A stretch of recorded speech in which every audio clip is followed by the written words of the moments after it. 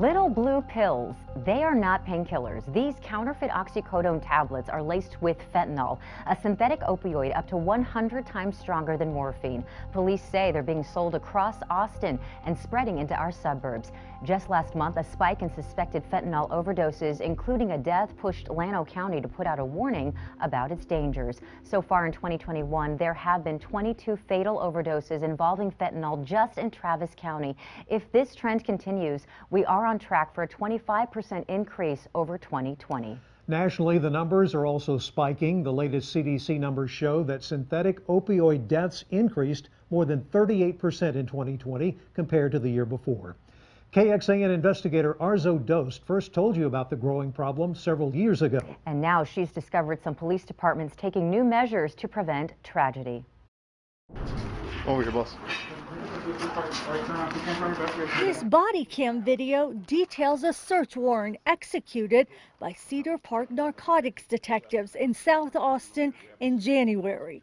The target, Manuel Ramon Martinez. He was very well armed. In fact, when we took him down, he was wearing a pistol. Any kids?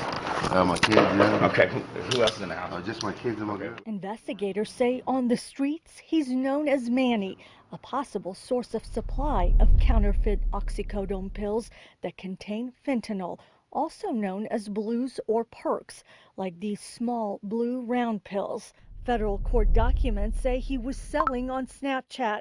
Undercover officers had him under surveillance for weeks and say one transaction was even made in front of his own kids. The fact that it was easily accessible for these kids to just reach in and grab them is very scary for us. Court documents say between March of 2020 and this January, there was a wave of overdoses and 17 deaths from counterfeit oxycodone and illegal prescription pills in Austin and surrounding cities. This last 2 years, 18 months has probably been the busiest we've ever been. A lot of it has to do with the rise in fentanyl cases. How can you tell that these pills are laced with fentanyl? We personally can only tell through a field kit, a drug test kit, and then we send those to the lab.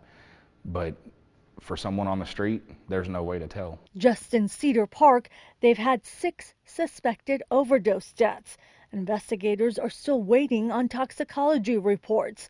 Across Williamson County, the numbers aren't so clear because the county doesn't specifically track fentanyl deaths. Ready? He was 19 and he was invincible to himself. One of those deaths, Cameron Stewart. Cameron was, it's hard to speak of him in the past tense still, was the most handsome, charismatic, funny human being I ever met in my life. Normal, everyday, all-American kid. We're going to meet the teacher. Cameron was Becky and Dwayne Stewart's youngest son. He grew up in Cedar Park playing soccer, football, and running track. These were his state track meet medals. He was a champion hurdler and even ran during the Junior Olympics in 2017. His parents say the Cedar Park High School graduate talked about going to Angelo State to join his big brother, but he never made it. In March, after not responding to texts and calls, the Stewarts say they got worried and drove to his apartment in Leander. Police went into his apartment and he was gone. And worst day of my life, of course. The family says an autopsy and toxicology report showed it was an accidental overdose. They say he had taken a fentanyl-laced Valium pill. I think he was just wanting a high, a temporary high, and quite honestly, he probably paid $10 for his death. His parents say he had gone to rehab twice and was trying to clean up his life. He was going to church and spending more time with them. This one right here is his last Christmas.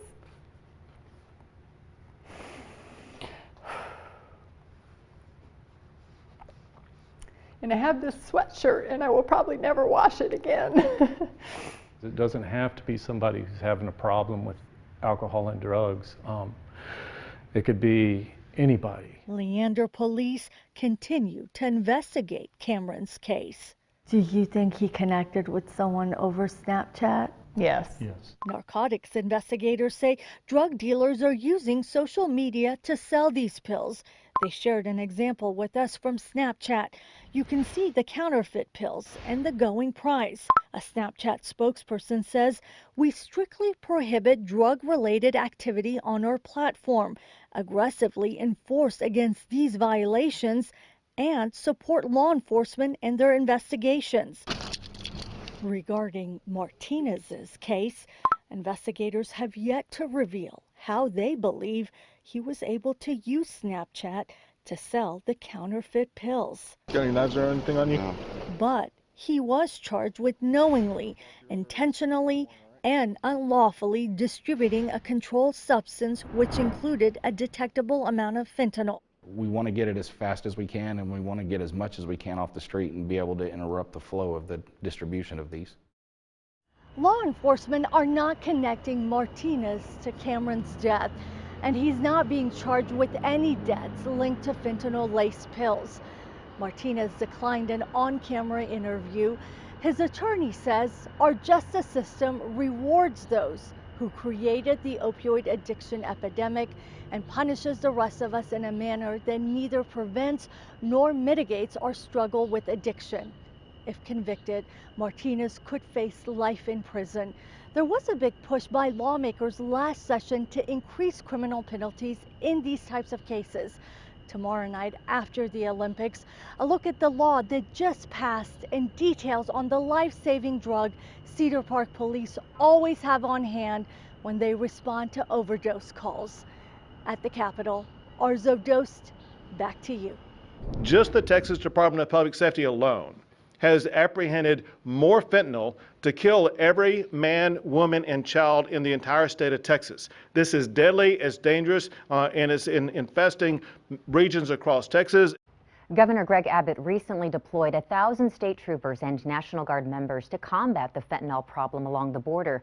He says DPS has seen an almost 800% increase in fentanyl seizures just in the last few months, and that doesn't include what went undetected and amounts seized by other law enforcement agencies. Organizations including the Texas Harm Reduction Alliance say if the governor wants to prevent overdoses, he should legalize fentanyl test strips and the programs that offer drug testing like syringe service programs, along with expanding access to treatment and making Narcan more widely available. More in this story in the investigative section of KXAN.com.